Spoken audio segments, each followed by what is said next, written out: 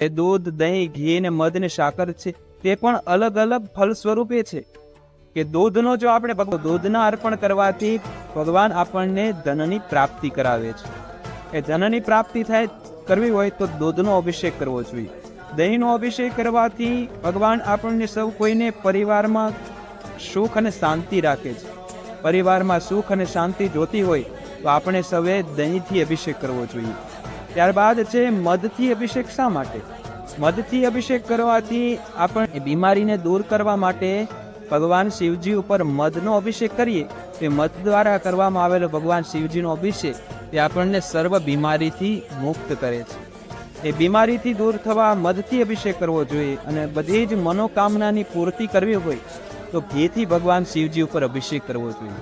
ત્યારબાદ સાકરથી ભગવાન ઉપર અભિષેક કરવામાં આવે તો તમામ જે ઝઘડાઓ હોય, કોઈ સાથે દુશ્મનાવટ હોય તો દુશ્મનાવટને દૂર કરવી હોય તો ભગવાન શિવજી ઉપર સાકરથી અભિષેક કરવો જોઈએ. ત્યારબાદ ભગવાન શિવજીને આપણે ચોખાથી, ધાન્યોદકથી ભગવાનને સ્નાન કરાવીએ તો એનાથી ધન અને સંપત્તિ પ્રાપ્ત થાય છે. ત્યારબાદ ભગવાનને આપણે અલગ અલગ પાત્રમાં તલથી ભગવાનને અર્પણ કરીએ તો તમામ જે પાપ છે તે પાપ પણ આપણા નાશ થઈ જાય છે. ત્યારબાદ ભગવાનને જવ અર્પણ કરીએ તો આપણને લાંબુ આયુષ્ય પ્રાપ્ત થાય છે. ત્યારબાદ છે કે ભગવાનને શેરડીનો રસ છે. ત્યારબાદ ભગવાનને ઘઉંથી આવા વિવિધ અલગ અલગ દ્રવ્યથી ભગવાન શિવજી ઉપર અભિષેક કરવામાં આવે છે. અને જે અભિષેક કરવાથી આપણને ભગવાન શિવજી એ પૂર્ણ આયુષ્ય પ્રાપ્ત કરાવે છે. શિવ પુરાણમાં લખેલું